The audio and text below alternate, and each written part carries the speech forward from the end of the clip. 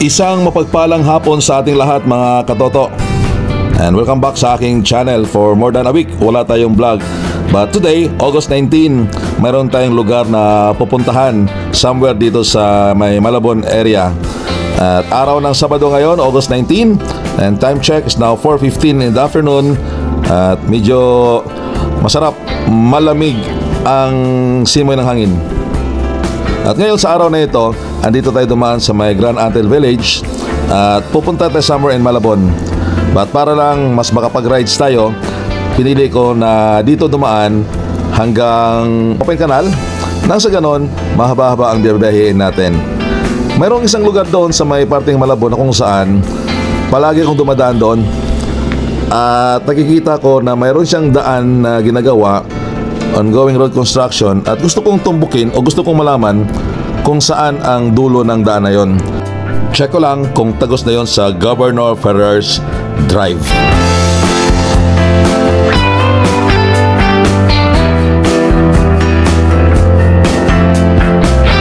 Shout out muna kay Glenn Padilla. So kanina doon sa looban ng Grand Antel, nakilala niya tayo. Nasa likuran ko kanina, mayroong bumusina. At paglingon ko, si Glenn pala. So nakilala niya ang motor natin, nakilala niya tayo. At sabi niya, shout out! So si Glenn ay kasama ko before sa HRD way back year 2000. I think that was 2004 or 2005. Alright mga katoto, andito na tayo ngayon sa dambana ng Watawat ng Pilipinas, na kung saan dito unang winagayway ang ating Watawat. Ang lugar na ito ay matatagpuan nyo po dito sa may Alapan, Imus. Kapag galing kayo sa Lancaster, makikita nyo lang po ito, madadaan nyo lang po ito kung kayo ay papunta sa Imus proper. Ito ay ongoing construction, at dyan sa looban ng lugar na ito ay mayroon itong mga watawat na kung saan pinapakita kung paano nag-umpisa ang ating watawat hanggang sa nabuo yung ating existing na flag. But as of this time, parang tinanggal yata. Wala akong nakita sa looban.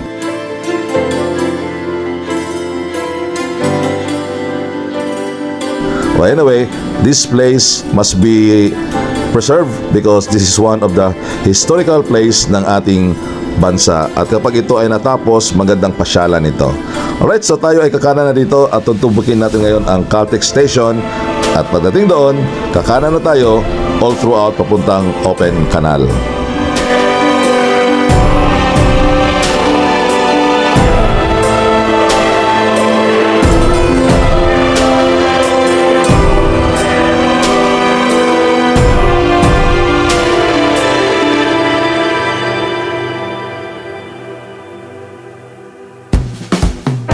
Right mga katoto, andito na tayo ngayon sa daan padiretso ng Open Canal.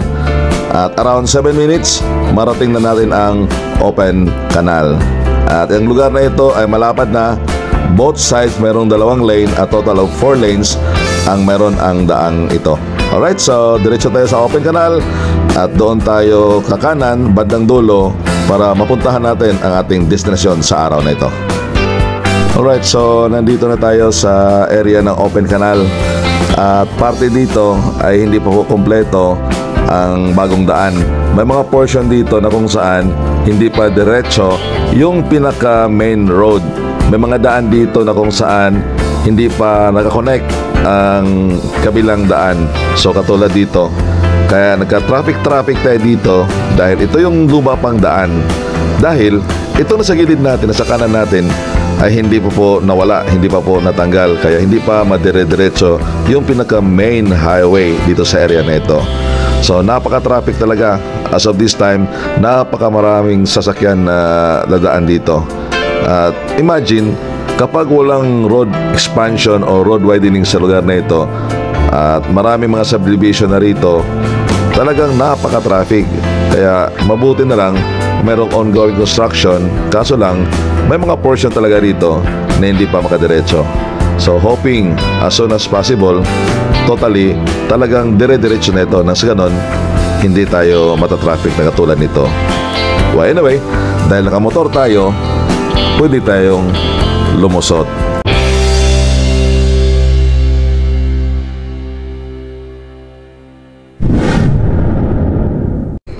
Alright mga katoto, andito na tayo sa ating destination. Ito yung daan na malimit kong nakita before pag hinatid ko anak ko. So ngayon, check natin kung hanggang saan ang daan na ito, kung ano na po ang nararating sa construction na ito. So parte dito ay medyo malapad at 4 lanes ito I think. Kaso lang, around 100 meters dito sa dulong ito ay balik sa lumang daan. Maiksi lang pala itong daan na ito at lubak na ang nakikita ko. Alright, so after tayong malubak, ito, sementado na naman. At pagdating dito, wow, bumungad sa atin itong lugar na ito. Yan. Yan po ay nasa baba. Parang ongoing development, parang gawing subdivision ang lugar na ito. Kaya yung nasa baba ay area na kung saan makikita natin puro daan. And most probably, ito ay ongoing development para sa isang subdivision. Yan po yung daan pababa, papunta doon sa baba na yan. So this point of time ay tutungihin natin ang dulong-dulong ito, kung hanggang saan ba talaga ang daan na ito. Kung tayo ba ay makalusot doon sa kabila or baka dead end na, I don't know. Kaya tara, let's have some adventure at this point of time dito sa area na ito. This is my first time para pasukin at titingnan ang lugar na ito. Time check is now 4:40 in the afternoon at medyo mainit na. At napakagandang paligid. Makikita natin na ang dami pa pong mga green part ng area na ito. At sa ating kaliwa ay mayroon pong mga baka na nasa loob ng bakod. At itong daan na ito medyo maliit lang. At ang peligro dito, kapag hindi ka maingat at mabilis ka, chances are ay baka mahulog ka dito sa tagiliran. Itong nasa kanan natin ay lugar na kung saan pag nahulog ka, dire-diretso ka hanggang baba. Wala po siyang safety warnings or let's say mga harang man lang para may iwasan na aksidente. Kaya pag napunta tayo sa lugar na ito ay dapat ingatan natin ang ating pagmamaneho. Alright, so dire-diretso lang tayo. Titingnan natin hanggang saan ito. Oh, mayroong 2 daan dito tayo sa kanan. I think itong sa left side ay parang private property. Kanan tayo. Titingnan natin kung hanggang saan abutin ang daan na ito. At makikita natin may mga buhangin. So talagang kailangan mag-ingat kasi pag nadulas ka, bagsak ka talaga hanggang baba. Kaya pag tayo napunta rito at napasyal kayo rito, mag-ingat dahil hindi pa completely na mayroong mga warning device ang gilid sa daan na ito. So talagang I think ang baba nito ay subdivision dahil parting itaas sa lugar na ito may nakikita ko mga subdivision. Yan, kung mapapansin po natin, napakalawak na area ang makikita natin sa may baba. Alright, so I think ito na yung dulo ng daan na ito. Parang dead end na ito ah. Yun nga, parang wala nang malusutan. At parang mayroong maliit na dam sa may parting ibaba. Yung sa ating kaliwa ay hindi espaltado o hindi semento. O yan, ang lalim. Yung kaliwa na yan ay parang walang daan, dead end. At ito naman ay parang ang lalim. Parang mini dam ito ah. At parang napaka-risk kung tayo ay didiretso. So I think mayroong daan dyan pa diretso. Kaso lang parang napaka-peligro. So I think babalik na lang ako. I will not take the risk. Baka ma-aksidente tayo. Alright, so tayo ay babalik na lang. And maybe one of these days balikan natin ito kapag ito ay okay na. At meron tayong nakita rito isang motorista din. At siya ay papunta daw sa Pasong Kawayan. At sabi ko sa kanya ay walang daan. Pero sabi niya yun daw ang tinuturo sa waste niya, yung daan na yun.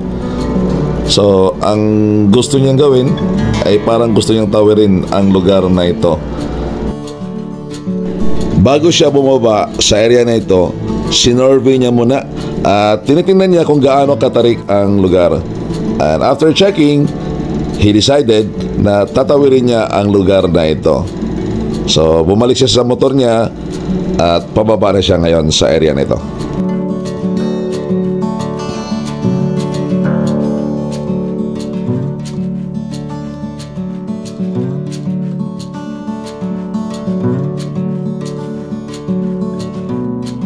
So after ko siyang nakita nakababa, for me, I decided not to take the risk. At iyon na nga, dire-diretso na siya sa kanyang pupuntahan. So for me, babalik na lang ako. I will not take the risk dahil mahirap na kapag matumba tayo, dire-diretso tayo. This time ay pabalik na ako sa aking pinanggalingan doon sa may labasan. Tutumbukin natin balik ang Arnaldo Highway.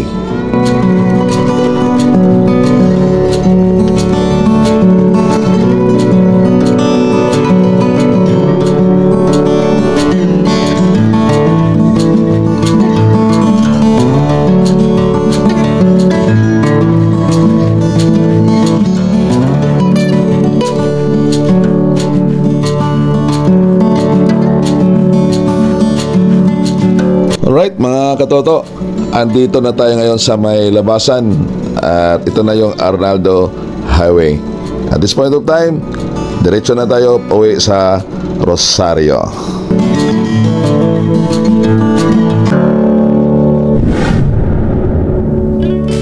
Alright mga katoto, dito ko na wakasan ang aking vlog. But bago natin wakasan, magbigay ako sa inyo ng mga konting lesson regarding sa ating biyahe ngayon sa araw na ito. Now, naranasan nating malubak, hindi lahat ng daan na dinadaanan ko ay sementado, mayroong mga traffic at mayroong mga lubak. So, ganun din sa buhay natin, maranasan natin ang mga lubak na kung saan it symbolizes problem sa buhay natin. Normal po sa buhay natin na makaranas tayo ng mga problema. Normal sa ating biyahe na makaranas tayo ng mga paglubak. Hindi lahat ng panahon na maganda ang daan natin. So, ganoon din ang buhay natin. Mayroong mga problema, may mga failures, may pagkabigo, may paglubak naman sa buhay natin. But what is important sa buhay natin? Mayroon tayong Diyos na kasama natin sa laban ng buhay.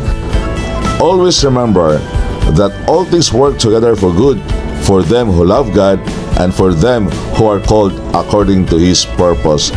Kung mayroong mga problema sa buhay, ipagkatiwala natin lahat sa Panginoon dahil siya may sabi mismo sa atin, He will never leave us nor forsake us. Tandaan natin, life is just like riding a bicycle. For you to keep in balance, keep moving. At yan lang po ang short vlog na ating ginawa ngayon sa araw na ito. Binisita ko lang ang daan na kung saan sa tagal na panahon nagtatanong ako hanggang saan kaya ang lusot nito. Well, nasagot tayo ngayon sa araw na ito at nakita natin na hindi pa ito tapos. Alright, this is JB Motos saying to all of you, enjoy life. Ride ko to, ride mo to, enjoy every day. God bless.